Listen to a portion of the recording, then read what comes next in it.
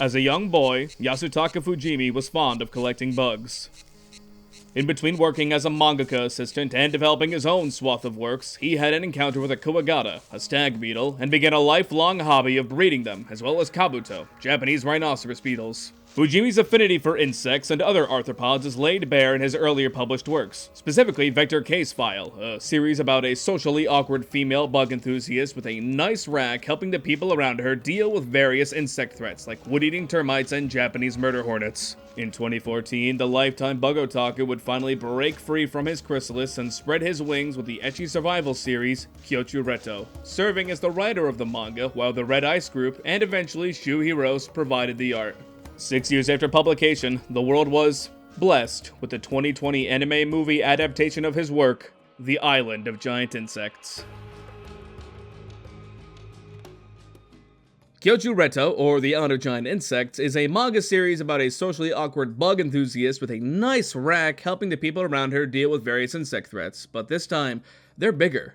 And the bugs are bigger too. The manga ran for 5 years, succeeded by one sequel and one prequel series. It follows the formula of Vector Case File rather closely, where the main character will meet a new species of bug causing trouble and then concoct a solution using real-world biology. This isn't some bikini-bottom horror patchwork school of cool science either. Remember, Yasutaka was born in the 60s and spent most of his life breeding stag beetles. He's the kind of guy who spends half a page in his first chapter detailing how best to create a budget insect enclosure. He knows his stuff. He also knows how to keep his students entertained, peppering his dense educational material with fan service. This isn't necessarily the good stuff, but I stand this rack. The formula's a tried and tested one. Get people into your classroom with the yiddies and then force feed them facts about arthropod biology and habits, making sure they orbit the juicy bits for retention. In manga, this formula translates into a decently edutaining but not quite titillating work. Yeah, you want to see the cool bug and how it's going to stun you with its graphic murder scene with anime girl number 5, but the actual kills and lead-ins are mostly elementary, with neither the art nor the narrative able to give the manga's punchiest parts the gravitas the action deserves. The mediocre blocking and narrative design in the manga, unfortunately, serves as a woeful blueprint for its animated counterpart.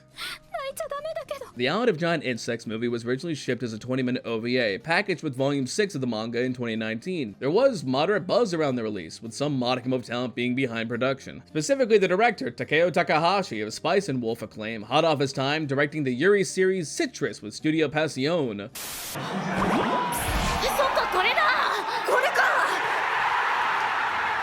One would expect that a 20-minute OVA would be the first 20 minutes of an eventual full-length movie, but no, it's a weird slice right in the middle with no beginning or resolution. What's more, it adds an OVA-exclusive scene at the beginning that serves to give a fan service hook and to add texture to the relationship between the main girl and her love interest. I can't believe they put the Killing Joke of My Girl anime. What the hell's going on here? What boggles my mind is that I was only able to find this intro scene on a fluke. None of my normal avenues showed in any capacity in their versions of the OVA. This is like the cryptid of an intro scene. There's really no reason to watch what is effectively a 20-minute trailer unless you're really into ENF, and even then, that's not guaranteed. The film proper opens with a showcase of our main cast getting ready to board a plane for a school trip. What gets me about this sequence is that some of the first characters we see are manga exclusive. This intro wasn't in the original material whatsoever outside of a single double-page spread, so there were plans to show off these characters in future movies or what have you adaptations. It's okay, you're not missing much. Nothing good happens to them. All throughout the prologue, we're bombarded with just the most scary horror score, meant for us to feel dread for the events to come, as if some great evil is to befall our precious cast.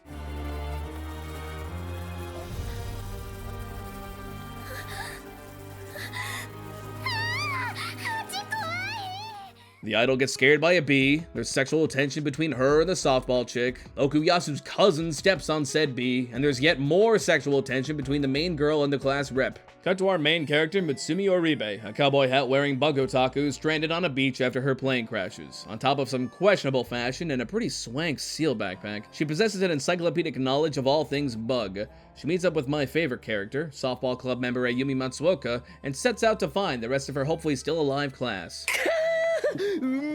Of those that made it to the island, there's class rep Chitose Naruse, world champion doucher Atsushi Kamijo, token idol character Mami Miura, milk truck driver Misuzu Jino, and the patron saint of these dreads, Kazuhiko Kai.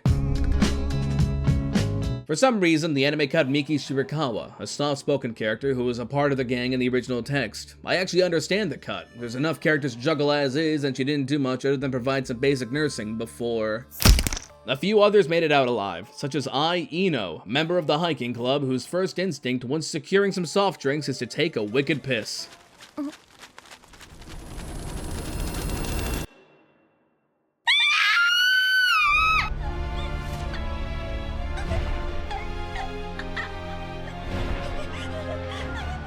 Enter the titular giant insects, brought to life by a Brazilian copy of 3DS Max of 2004. There's no joke beyond that, they're badly animated and hang out in the foreground of all scenes like it's Birdemic. It was at this point during my first viewing that I finally clocked in to what Island of Giant Insects really was. An exploitation flick in the style of Super Vixens, or maybe a more gratuitous Willard or Food of the Gods. A B movie with some panache. Dollar store panache. Yeah, this movie doesn't stop being trash, but once I understood the vision, I had a somewhat better time. It doesn't take long for Mitsumi and Ayumi to roll up on the squad and deploy their own butterfly effect.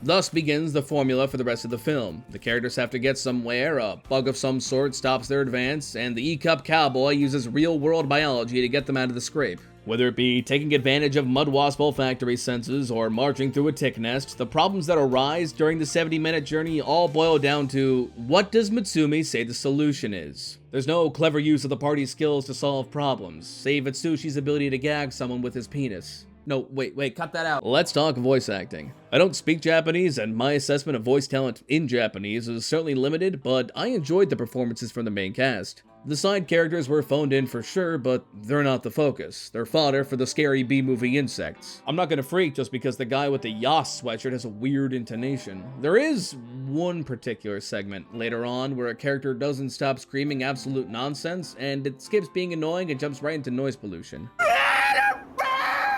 Mitsumi has a genuinely cute voice, and her voice actress, MAO, sells her as a capable and introverted bugnut thrust into the rock and hard place of having to do battle against giant arthropods while assuming a quasi-leadership role with a group of people she normally wouldn't associate with.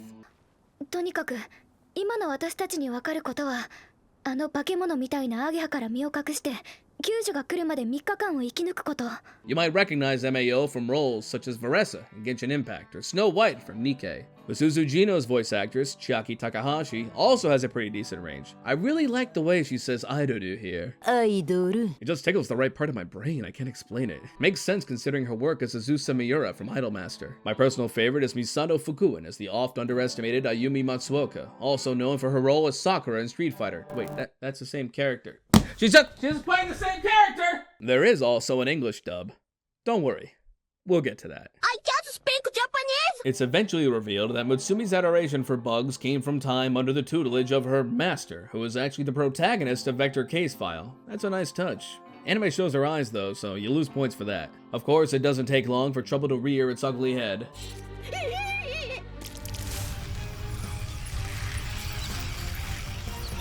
Here in the tick nest is where the original OVA ended, and they didn't bother to remove the fade to black on Mutsumi's face, like this is some cut to commercial break.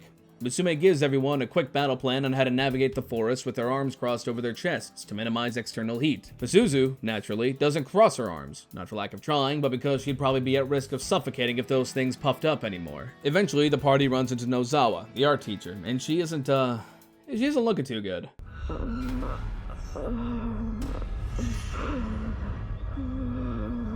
It doesn't do anything for me, but a lot of people have credited this one scene as the sole scary part of the flick. I used to work as a cockroach killer in a pretty urban environment, so swarms of insects crawling over me is just par for the course, but to each their own. Mitsumi, naturally, feeds Nozawa to the ticks, and the gang scampers out of the woods and makes it to the shore safely.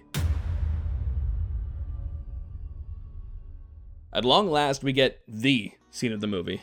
You know, the scene. The one that's supposed to be the most watched. Do you want to know what's going on under here? I'm going to tell you what's going on under here. The ugliest anime nipples you've ever seen, on bosoms so malproportioned and improperly placed, you'd think they were stapled on by Michael J. Fox, inflated by Stephen Hawking, while both were getting instructions from Scatman John. This scene, the Keystone sexy bathing scene, this is the defining moment of the entire film's animation quality. Hore, hore, hore, hore, quanto rueda del sol. Hore, hore. Hori hori, hori hori, quando rueda del sol. Hori hori, hori hori, quando rueda del sol. Un poquito de benzina para tu lindo coche. Juanito el mecano está pa' petarle turbo para que quieres el mejor. Para que quieres el mejor. Un poquito de benzina para tu lindo coche. Juanito el mecano está pa' petarle turbo para que quieres el mejor. Para que quieres el mejor. What surprised me most about the animation quality was that this wasn't slapped together by some first-time amateurs or wannabe schmucks. This was animated by Studio Pasión. You know, the guys behind Ishizoku Reviewers. I can only assume the low budget and subpar attention to quality carried on when they had to make something of substantial length with the weirdo OVA as a foundation. It's also possible they were stretched thin during production because of Ishizoku Reviewers, which came out not long after. Either way, the film suffers. After we're beholden to Mommy's weird double right-hand fingering, the film hits its climax. I'm not going to cover it here because I'm a firm believer that art is a personal journey, and it isn't right for you to get your arthropod girl fix from some green schmuck on the internet. I definitely do want to highlight, however, this gigantic scene of Mitsumi just walking on down the hallway, messing with the cowboy hat, psyching herself up for the big game against the Kansas City Chiefs. While we wait for her to finish up, let's have a bit of an aside. The character design for the film is pulled from how Shu Hiro's drew the characters in the final volume of the manga. He subbed in as the artist due to a severe illness plaguing production at Red Ice. The manga isn't perfect, it had its problems with shuffling characters around from one place to another, and no one really stays alive long enough for you to care about them, but at least when Red Ice was drawing it, the art was cohesive, and the faces were memeable enough that it stuck with you. I'm not about to make the ludicrous claim that animating in the older style was going to save this movie whole hog, but it certainly would have saved it from looking so woefully generic. Oh, she's done, fantastic. You know, I've dunked a lot on this movie, but I think it's because it pretends to be a serious horror anime, reeking of dread and death. If it took itself less seriously, we might have something worth watching. I can kinda hear like a pack of loud assholes. Banging on a vending machine with sticks or something? Can you believe we just found this? Crazy, right? In February 2020, the anime staff launched a Kickstarter campaign to fund an English dub of the film. It failed, hitting just about 1/3 of its funding. They tried again in July of the same year to a much more resounding success, raising 5.6 million yen. The cast featured such talent as Amberly Connor, Sarah Roach, oh my god, Nick Landis? The dub isn't a full-on Ghost Stories derailment of the plot as much as it is an adaptation of the material away from its straight-faced mediocrity. Come on, help a girl out. Bring me some good groove and I'll let you see some boob. The English script owns the fact that this is schlock and leans into the idea that since you're watching this to see titties and people die, you might as well have a good chuckle while you're here. Don't you dare call her a bitch! You're the bitch! What's that, bitch? Bitches! Shut up! The cursing and dialogue adjustments do border on Vivzy Pop levels, and I can easily see that getting on some nerves, but they turned Mommy into a horny sailor, and I am just here for that. I refuse to f you if I die! Props to Alejandro Saab for nailing his role as Kai, giving a stellar performance to one of the best characters in the manga, as well as to Brittany Karbowski for making me love the softball club all over again. Never underestimate the softball club! The dub even features the second audio-only sex scene between Nick Landis and Amber Lee Connors.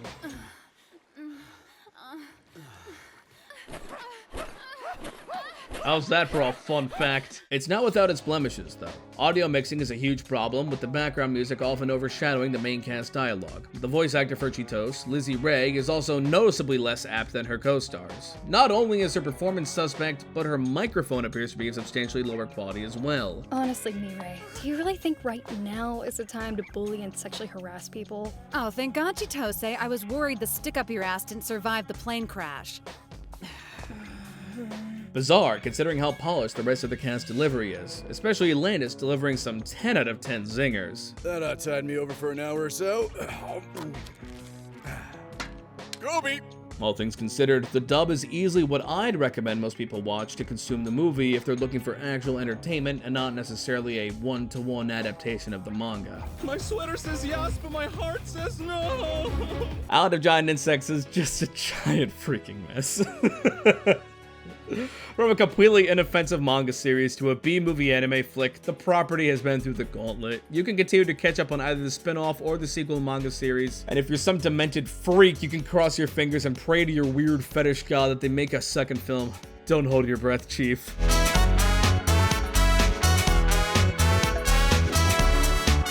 Hey, thanks for watching. If you like what you saw, please leave a like and subscribe. Come hit me up on X or shoot me an email at ndxalotl@gmail.com. Take care. I'll see you in the next one.